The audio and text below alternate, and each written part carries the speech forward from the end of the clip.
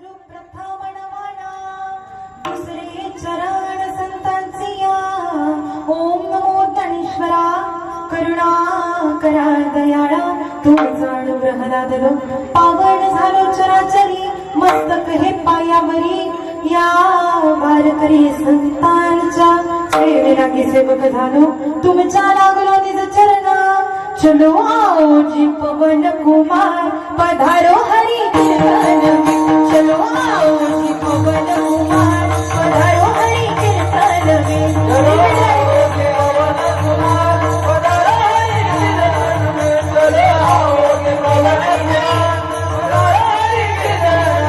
चलो आओ जी पवन कुमार पधारो हरि कीर्तन में. चलो आओ जी पवन कुमार पधारो हरि कीर्तन में. चलो आओ जी पवन कुमार पधारो हरि कीर्तन में.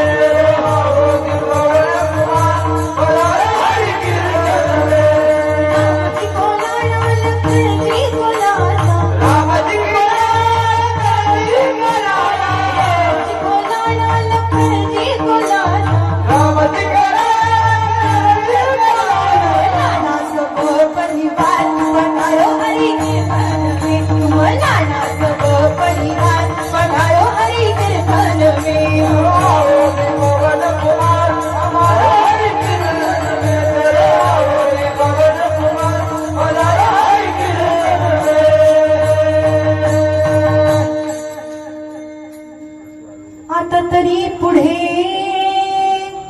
हाची उपदेश नका करू नाश आयुष्याचा.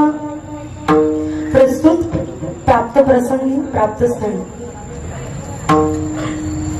महाराष्ट्र सारस्वताला ललालभूत ठरणारं साहित्य ज्यांच्या मुखारविंदामधून निघालं ते वारकरी मायबापांच्या कर्ण कुहरांमध्ये अमृत लहरीसारखं बरसलं. तुम्हाला सर्वांना सर्वांच्या मनापर्यंत जे बिंबवलं गेलं जे रुजलं गेलं असे असणारे ज्ञानेशप्रिय तुकोबाराय यांचा सरळ साधा उपदेशपर प्रकरणातील अभंग सेवेकरता निवडलेला आहे. विठ्ठल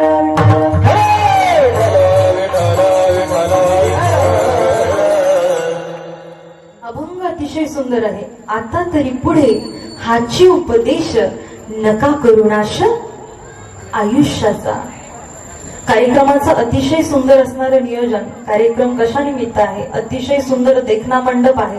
तुम्ही सर्वजण आलात त्यामुळे तुम्हाला माहिती आहात ना. होय तरी म्हणा नाही तर नाही तरी म्हणा नाही तर हे असं जोरात बोला. मी तुमच्याच वार्डातली बरोबर की नाही. त्यामुळे आवाज कसा पाहिजे आपल्या वार्डाचा बघा बरं मुलांकडनं. म्हणून अतिशय सुंदर अभंग आपल्याला खऱ्या अर्थानं आपल्या जीवनाला काहीतरी एक कलाटणी देणारा अभंग सेवेकरता निवडलेला आहे. विठ्ठला विठ्ठला.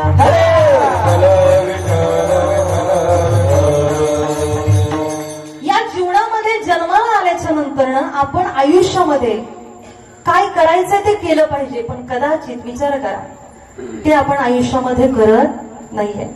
संसारिक जीवन जगत असताना त्या गोष्टी ज्या नाही करायला पाहिजेत त्या गोष्टी आपण करतोय. मला सांगा आयुष्यभर सकाळपासून संध्याकाळपर्यंत आपण काय करतोय आपल्याला माहित आहे.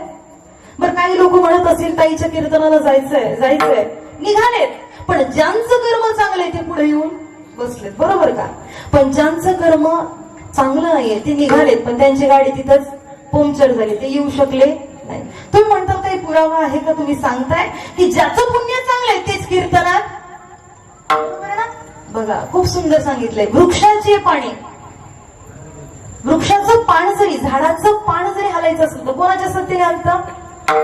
अर्चना दिदींच्या का महाराजांच्या का या महाराजांच्या.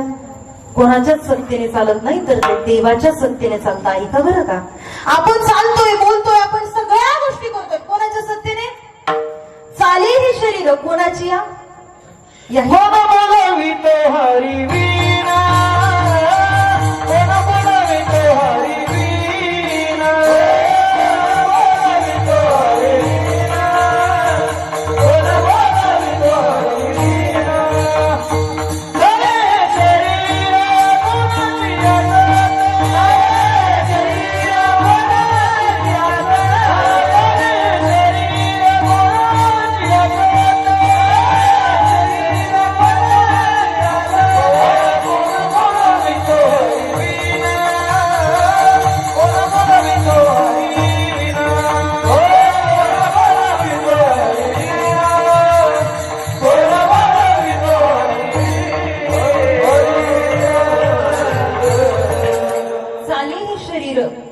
जे असत ते ऐका. सगळं काही चाललंय, चालतोय, बोलतोय, सगळ्या गोष्टी या कोणामुळे करतोय? त्या देवामुळं. असं खूप सुंदर वर्णन केलंय. आपण जे चालतोय बोलतोय ते कोणामुळं? महाराजांनी खूप सुंदर त्या ठिकाणी प्रमाण दिलं. ऐका, हे जे काही श्वास चाललोय, आपण म्हणतो उद्या करू, परवा करू, सगळं करू, भजन करू. काही लोकांना म्हटलं भजन करा, करू म्हटले, उद्या करू, परवा करू. पण जोपर्यंत या देहामध्ये राम आहे तोपर्यंत रामकृष्ण हरी आपण म्हणत. आणि एकदा का देह जायला लागला, दात पडायला लागले की मग आपण देवाला म्हणतो लांब लांब लांब. देव सुद्धा तुमच्यापासून लांब जातो. आणि तेव्हा कोण आठवतं आपल्याला या हृदयातला? म्हणून जोपर्यंत या देहामध्ये जीव आहे, तो जोपर्यंत या जीवामध्ये प्राण आहे तोपर्यंत हातानं टाळी आणि मुखानं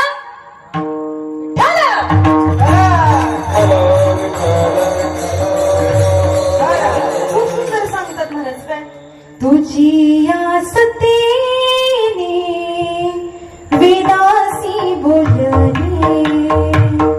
तुझी आसतेने वेदासी बोलली, सूर्यासी झाल्याने तुझी आवडी, सूर्यासी झाल्याने तुझी आवडी, ऐसा तू समाता ब्रह्मांडाचा धनी, ऐसा तू समाता ब्रह्मांडाचा धनी. अरे आपण जे काही करतोय कुणामुळं? जगाच्या चालक मालकामुळं. म्हणून इतका सुंदर या ठिकाणी धर्माचा मंडप आहे. या ठिकाणी दरवर्षीप्रमाणे याही वर्षी मोठ्या उत्साहामध्ये संपूर्ण समस्त ग्रामस्थ असतील आणि खऱ्या अर्थानं गावाचं कौतुक करावं वाटतं.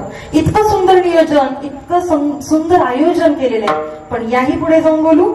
एवढे सुंदर सुंदर श्रोते मायबाप या ठिकाणी कीर्तनाला आलेत, यामुळे या कार्यक्रमाला शुभ. विठ्ठल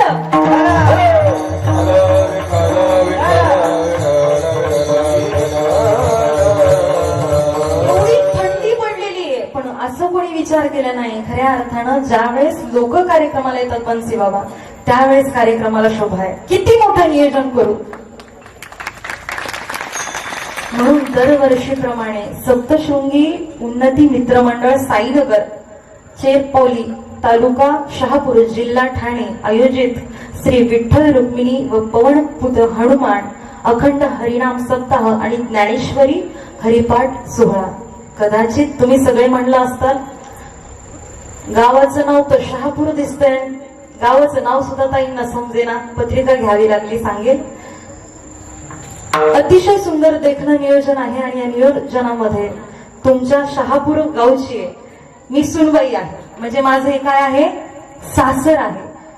महाराष्ट्रभर कीर्तन करत असताना अगदी 8 महिन्यापूर्वी या शहापूर गावामध्ये या ठिकाणी गावाची सून होण्याचं माझं लाडकी कमी संतांची. आणि मला कदाचित सगळ्यांचं तुमचं देखणं नियोजन बघण्याकरता आले देवाजीच्या मना तेथे कोणाचे चालेना या उक्तीप्रमाणे आदरणीय समस्त ग्रामस्थ असतील सर्वांच्या वतीने आणि आमचे आदरणीय हरिभक्तीपारायण बनसी बाबा असतील यांच्या सगळ्यांच्या सहकार्यामधून या ठिकाणी कीर्तन सेवेला मिळालेला हा अनुभव. विठ्ठल इतकं सुंदर देखणं नियोजन आहे बघा. सातत्यानं आपण कीर्तन ऐकत असतो, पण आपल्या आयुष्याला त्या आत्मसात काय करतो? तुम्ही अनेक कीर्तन ऐकले असतील. कदाचित विचार करा किती कीर्तन ऐकले याला महत्व नाही. काही लोक म्हणतात ताई अहो आमच्या गावामध्ये एवढा मोठे महाराज झाले होते, एवढा मोठे महाराज झाले होते ना, की तुम्हाला सांगू का ते लय पैसे घेतात एवढे मोठे महाराज. पण सांगेन तुम्हाला, त्यांना विचारलं ना, सांगा तुम्ही त्यांनी अभंग कोणता ताई सगळं विचारा बरं का, पण तेवढं अभंगाचं काही सांगू नका. इतकं सुंदर नियोजन आहे. जर माझे ज्ञानोबाई या ठिकाणी अवतीर्ण झाले आणि ज्ञानोबाईंनी विचार केला कार्यक्रमाचं संपूर्ण अंगरांग कसं आहे? लावण्यपूर्ण स्वरूपाचं आहे. म्हणून एवढं सुंदर वातावरणामध्ये आपण सगळ्यांना कीर्तन श्रवण करायला भेटतंय. तुकोबाराय आजच्या अभंगामध्ये सांगतात काय? आता तरी पुढे हाची उपदेश नका करू नाशा आयुष्याचा. आपल्या आयुष्यामध्ये संतांनी केलेल्या कार्यापर्यंत आपण पोहोचतोय का? नुसतं म्हणतो, हरिपाठामध्ये म्हणतो, काकड्यामध्ये म्हणतो, पण आपण जीवनामध्ये काय आत्मसात करतो? आजचं कीर्तन तुम्हाला कितपत समजेल मी सांगत नाही, पण आजच्या कीर्तनाला आलात ना काहीतरी घेऊन जा, म्हणजे कीर्तन सार्थकी लागलं. विठ्ठला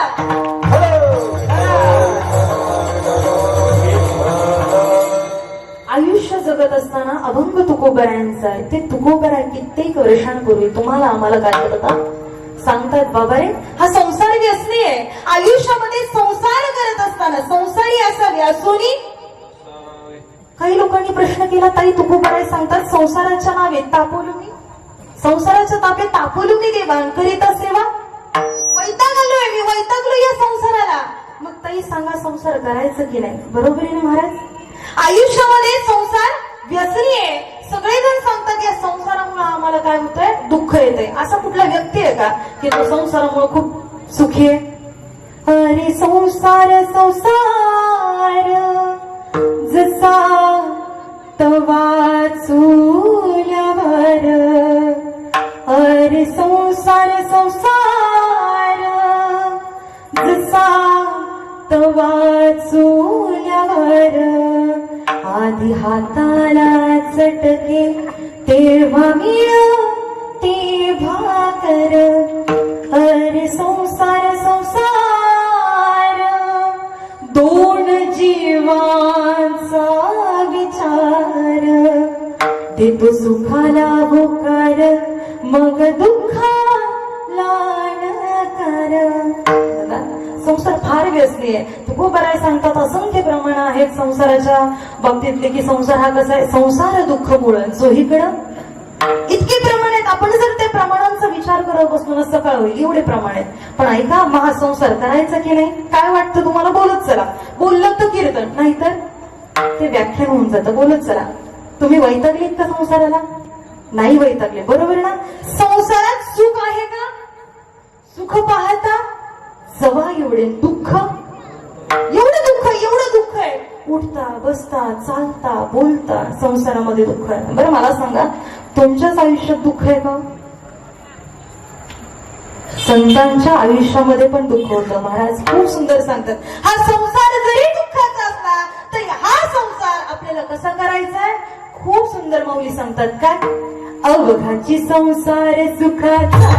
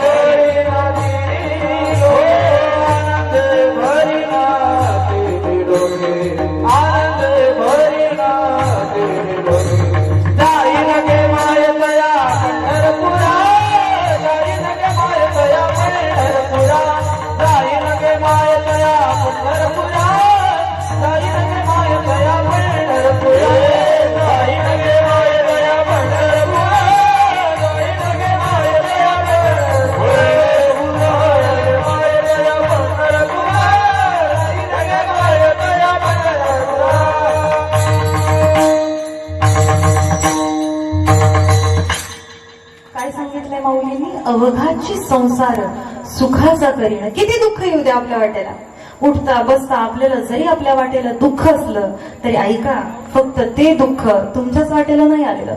आपण म्हणतो आपला मुलगा आपल्याला उलट बोलतोय म्हणजे आपल्या जीवनात काहीच उरलेलं. महिला मंडळ बरोबर आहे ना? बोलत चला. आपण काय विचार करतो, आपल्या मुलाने आपल्याला उलटा शब्द बोलला की आपल्या आयुष्यात आपण काहीच कमवलेलं नाही. महाराज काय सांगतात की आयुष्य संपत जाणार आहे. एका क्षणाचा आपला भरोसा आहे का? एका क्षणामध्ये आपला जीव निघून जाणार आहे. पण तुम्ही या जीवनामध्ये काय करायचंय? या आयुष्याचं सोनं करण्याकरता एक करा. मला सांगा, आपली पात्रता आहे का? आजच्या अभंगामध्ये जगद्गुरु तुकोबरायांचा अधिकार किती श्रेष्ठ आहे. तुकाराम तुकाराम नाम घेता का प्रेम. मला सांगा, जगद्गुरु तुकोबरायांनी आपल्या पाया पडावं एवढी आपली लायकी आहे का? एवढी आपली पात्रता आहे का? या अभंगामध्ये महाराज काय सांगतात, सकळांच्या पाया माझे दंडवत, आपुलाले चित्त शुद्ध करा. मला सांगा, आता दादा अतिशय सुंदर मृदुंग वाजवतात, म्हणजे दादा त्या मृदुंग वाजवण्याच्या काय आहेत, लायक आहे. आणि आपल्याला वाजवा येत नाही, मग आपण सगळे काय झालो, झोपले का काय? होय तरी म्हणा, नाही तर नाही तरी म्हणा, काहीतरी काय. बघा, कळलं, त्यालाच कळलं. म्हणजे आपल्याला जगद्गुरु तुकोबाराय सांगतायत, म्हणजे आपल्याला कळत नाही. तुम्हाला काय करायचंय आयुष्यामध्ये? खूप जण असं करतात बरं का, तरुण मुलं प्रत्येक वेळेस आयुष्यामध्ये जीवन जगत असताना सगळ्यांचा रस्ता चुकतो. कीर्तनाला येताना चुकतो, आयुष्यात काहीतरी बनताना चुकतो, आयुष्यात यशस्वी बनताना, व्यवसाय टाकताना चुकतो, आयुष्यात काही जर करायचं असेल लग्न करताना चुकतो. आणि एकदा का लग्न झालं की मग परत माघारी, परत असं म्हटलं जाऊ दे बाय, आपला चान्सच चुकलेला आहे, परत काय जमतं का? असं म्हणतं का, आता आपल्याला आवडलं नाही डिलीट करा, जमतंय का? बरोबर आहे ना? तुम्ही 4G मध्ये जगताय ना? व्हॉट्सअप, इंस्टाग्राम, फेसबुक, युट्यूब कळतंय ना तुम्हाला?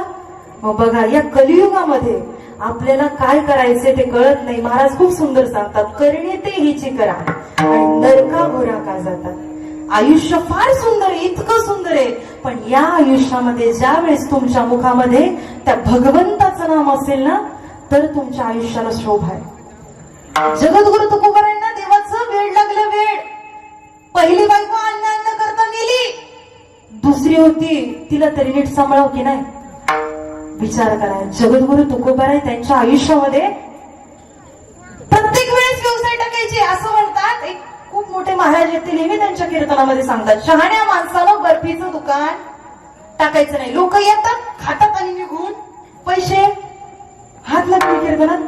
लोक येतात, भेळीचं दुकान असलं का लोक काय करतात, येतात भेळ खातात. कशी हो, जाऊ दे, चांगली नाही, चला पुढे. संपून जाते ना भेळ, माझ्याकडे काय बघता?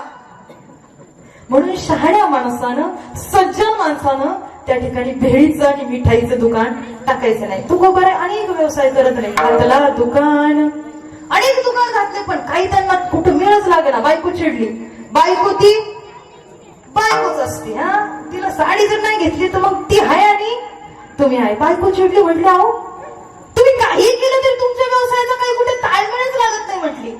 आता मी काय करते, एक चांगला व्यवसाय तुम्हाला टाकून देते, की जे लोक आले की ती तोंडात टाकलं तरी खाऊ शकत. ऐका, बघताय काय? म्हटली मी माझ्या बापाकडे जाईल. पुण्यामध्ये त्या ठिकाणी गेली, त्यांची जे माहेर होतं त्या माहेरून किती रुपये आणले त्यावेळेसचे? 200 रुपये आणले. त्यावेळेसचे 200 रुपये विचार करा. एवढी श्रीमंती होती तुकोबारायांकडं, ती सगळी वाटून दिली. 200 रुपये कोणाकरता आणले बोलत चला. नवऱ्याला काहीतरी व्यवसाय टाकून द्यायचा आहे, कोणी 200 रुपये आणले आणि 200 रुपये आता कुणाला त्या ठिकाणी 200 रुपयाच्या मिरच्या आणल्या. मिरच्या कुणी खाईन का? आपल्या आयुष्यामध्ये जर सफल बनण्याकरता, यशस्वी बनण्याकरता या आयुष्यात काय करायचं हे आपल्याला समजलं पाहिजे. आहात ना कीर्तनामध्ये? मिरच्या आणल्या, आता असं विचार केला या 200 रुपयाच्या मिरच्यांचे 400 रुपये तरी होतील. दुकान टाकून दिलं. वेळ लागलेलं देवाचं, एवढं वेळ. पुढे मिरच्या ठेवल्यात आणि तुकोबारायांचे एकच चालले, पांडुरंग हरी वासुदेव हरी, पांडुरंग हरी वासुदेव हरी. एक बाई आली, म्हटली अहो कितीला दिल्या मिरच्या? तुम्हाला न्यायच्यात तेवढ्या न्या. अहो पण कितीला दिल्या? तुम्हाला घ्यायच्यात त्या घ्या. पांडुरंग हरी वासुदेव हरी, पांडुरंग हरी वासुदेव हरी. बघता काय माझ्याकडं? तुकोबाराय पैसे किती द्यायचे? अहो पैशाचं काही नाही, तुम्हाला जेवढ्या पाहिजेत सगळ्या शहापूरच्या बाया गेल्या आणि सगळ्या मिरच्या पिशवीत घालून घरी घेऊन गेल्या. मिरच्या घरी घेऊन एक बाई गेली. ज्या बायका घरी गेल्यात बघा, शेवटी जगाचा चालक मालक, जर आपण देवावरती प्रेम केलं तर तो देव तुमच्या करता यायला तयार आहे. एवढी ताकद कशामध्ये आहे? नामस्मरणामध्ये. देव यायला तयार आहे, पण आपण प्रेमानं बोलवत नाही. सगळ्या मिरच्या नेल्या तरी तू उभं आहे. पांडुरंग हरी वासुदेव हरी, पांडुरंग हरी वासुदेव हरी. जगाच्या चालक मालकाने बघितलं, म्हटले आपण जर गेलो नाही तर संध्याकाळी नवरा बायकोची लई मोठी भांडणं होणार. म्हणले शहापूरमध्ये गावात लई मोठा गोंधळ होणार आहे, त्यामुळे आपल्याला जावंच लागणार आहे. ऐका, पंढरीचा पांडुरंग परमात्मा एका छोट्या लेकराच्या अवतारामध्ये आला. धावत धावत छोट्या लेकराचे कपडे घातले आणि त्या बाईच्या घरी गेला. आवाज दिला. त्या बाईने दरवाजा उघडला. अहो म्हणले, तुका शेटणी, तुम्ही घेतलेल्या मिरच्याचे पैसे मागितले. हा, बाई माझ्यासारखीच हुशार. म्हटली कसल्या मिरच्या? कसलं काय? मी मिरच्या घेतले नाही. म्हणली कसल्या? देव होता, जगाचा चालक मालक होता. ऐका बरं का, देव आहे म्हटल्यानंतर देव कुणाला ऐकेल का? भगवंतानी पाहिलं, अरे मला खोटं बोलते का? अहो म्हटली, तो का त्या डब्यामध्ये, त्या डब्यामध्ये तुम्ही ठेवलेल्या मिरच्या आहेत. बाई बी हुशार होती. म्हणली जा मग बघा कुठल्या डब्यात तुम्हाला सापडतोय.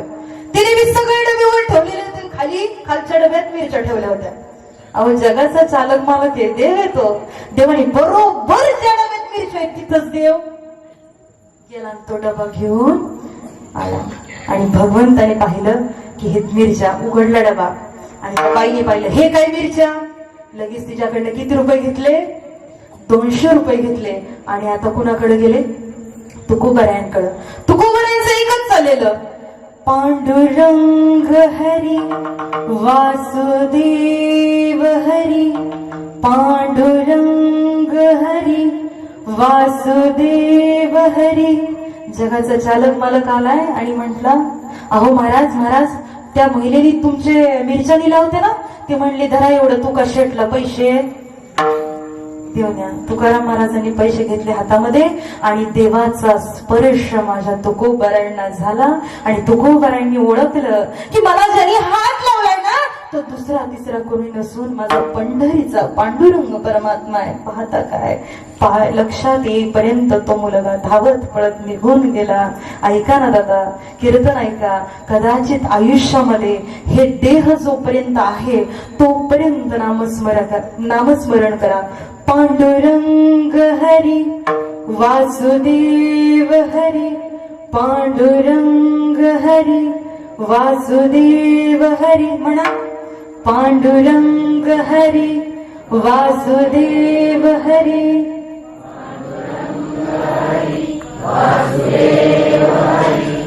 असं म्हणतात कीर्तनामध्ये पंढरीचा पांडुरंग परमात्मा अवतीर्ण होतो.